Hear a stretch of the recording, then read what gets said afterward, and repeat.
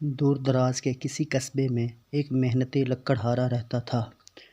وہ دن بھر کڑی محنت سے قریبی جنگل میں لکڑیاں کاٹا کرتا تھا۔ شام ہوتے ہی وہ کٹی ہوئی لکڑیاں قصبے کے بازار میں بیچ آتا۔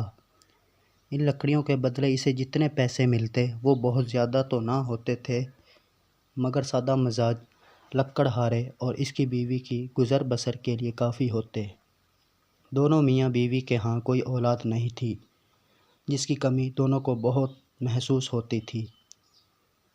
لکڑہارے نے گھر کا سونا پن دور کرنے اور اپنی بیوی کا دل بہلانے کے لیے ایک طوطا پال رکھا تھا۔ طوطے کی میٹھی بول چال سے چھوٹے سے گھر میں رونق لگی رہتی تھی۔ لکڑہارے کی بیوی اس طوطے سے بے حد پیار کرتی تھی۔ اس طوطے کی ایک خاص بات یہ بھی تھی کہ اس کے پروں میں سے 2 چمکتے ہوئے سنہری رنگ کے پر بھی تھے۔ ان پروں کی چمک اتنی تھی کہ وہ سونے کے معلوم ہوتے تھے۔ خوبی نے اس طوطے کی خوبصورتی میں 4 چاند لگا دیے تھے۔ سارے قصبے میں لکڑہارے کے اس طوطے کی دھوم تھی۔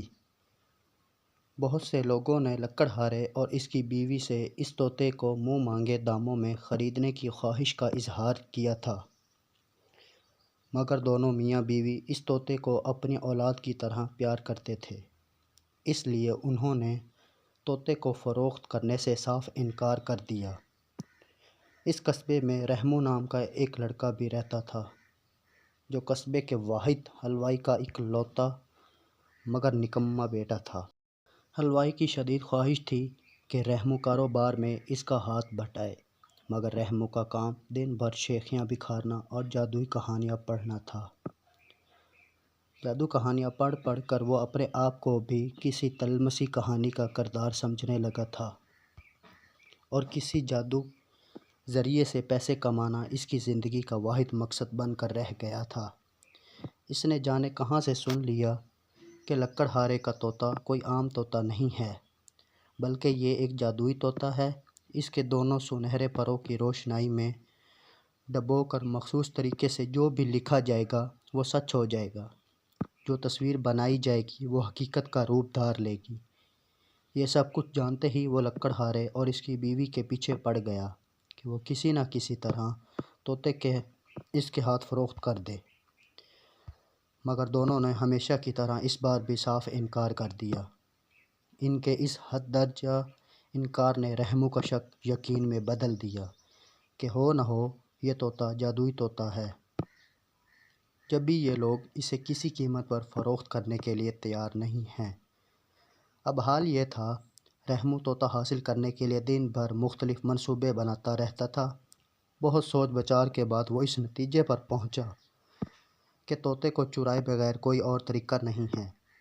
لکڑہارے کے گھر کی دیوار زیادہ اونچی نہیں تھی۔ رحمو کے خیال میں رات کے اندھیرے میں وہ آسانی سے اس دیوار کو پھلانگ کر طوطے کا پنجرہ اٹھا کے لا سکتا تھا۔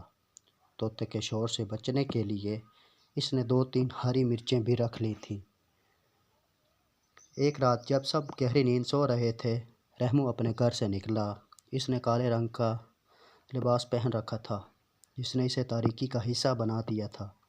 سارا قصبہ سنسان پڑا تھا، دور دور تک کوئی نظر نہیں آ رہا تھا۔ وہ احتیاط سے چلتا ہوا لکڑہارے کے گھر جا پہنچا، آگے پیچھے نظر دوڑا کر اور جھٹکے سے دیوار پر چڑھ گیا، مگر جب دوسری طرف اترنا چاہا تو ایک دم اس کا پاؤں پھسلا اور زوردار آواز کے ساتھ رحمو لکڑہارے کے صحن میں جا گرا۔ لکڑہارا صحن میں بچھی ہوئی چارپائی پر سو رہا تھا۔ وہ رحمو کے گرنے کی زوردار آواز سے آنکھیں ملتا ہوا جاگ اٹھا۔ حواس بحال ہونے پر کیا دیکھتا ہے کہ گھر کے صحن میں ایک اجنبی شخص سر سے لے کر پاؤں تک کالے کپڑوں اور چہرے پر نقاب ڈالے کھڑا ہے۔ لکڑہارے نے چور چور کا شور مچا دیا اور دیکھتے ہی دیکھتے آس پاس کے گھروں سے لوگ ڈنڈے لے کر لکڑہارے کے گھر میں داخل ہو گئے۔ چور چور کا سن کر غصہ تو سب کو بہت آیا، مگر اس کی یہ حالت اور درد بھری صدائیں سن کر اس چور کو اٹھایا اور چارپائی پر لٹا کر اس کا نقاب الٹ دیا۔ نقاب کا الٹنا تھا کہ رحمو کا چہرہ سب کے سامنے آ گیا۔ لوگوں پر حیرت کا پہاڑ ٹوٹ پڑا۔ چھوٹے سے قصبے میں سب لوگ ایک دوسرے سے واقف ہوتے ہیں۔ رحمو کے ابا سب کی نظر میں ایک شریف انسان تھے۔ کوئی سوچ بھی نہیں سکتا تھا کہ ان کا بیٹا رحمو اس طرح چوری کرتے ہوئے پکڑا جائے گا۔ رحمو کا بھی شرم سے برا حال تھا۔ اس کا دل چاہتا کہ زمین پھٹ جائے اور وہ اس میں سما جائے تاکہ اسے لوگوں اور اپنے ابو کا سامنا نہ کرنا پڑے، مگر اب پچھتائے کیا۔ جب چڑیا چگ گئی کھیت، اس کے والد کو گھر سے بلوایا گیا۔ وہ آئے اور غصے میں لگے اس کو مارنے پیٹنے۔ بڑی مشکل سے قصبے والوں نے رحمو کو بچایا۔ سب کی اس گھٹیا حرکت کی وجہ جاننا چاہتے تھے۔ پہلے تو ندامت کے مارے رحمو کی آواز نہ نکلی، مگر جب لوگوں کا دباؤ بڑھا اور پولیس کو بلائے جانے کی دھمکی دی گئی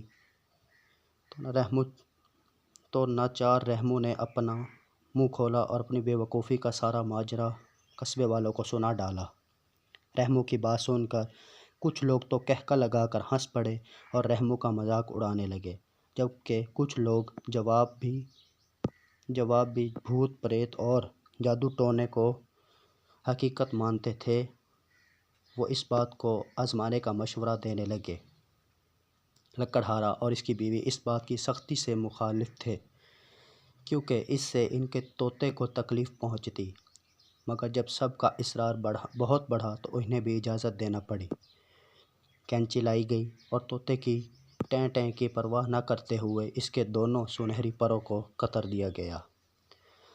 پڑوس کے گھر سے روشنائی لا کر رحمو کو دے دیے گئے کہ وہ جس طرح چاہے اپنی اور مجمع میں موجود اپنے جیسے دوسروں کی تسلی کر لے۔